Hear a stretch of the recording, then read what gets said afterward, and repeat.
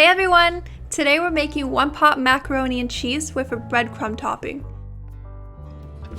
To start, I'll add melted butter to the breadcrumbs. I'm using fresh, but you could also use panko.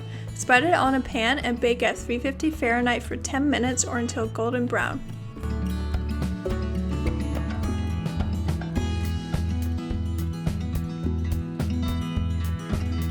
Now for the mac and cheese.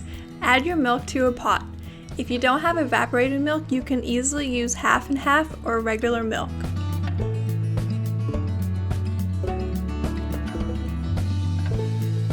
Add 2 tablespoons of butter and the macaroni.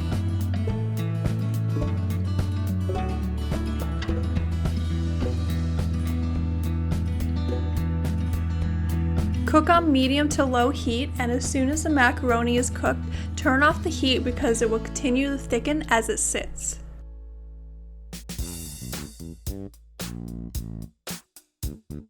Add in your cheese last.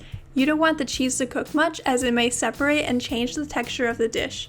I'm using medium cheddar, but use what you like or have on hand, and experiment with different combinations. Season with salt and pepper to your liking.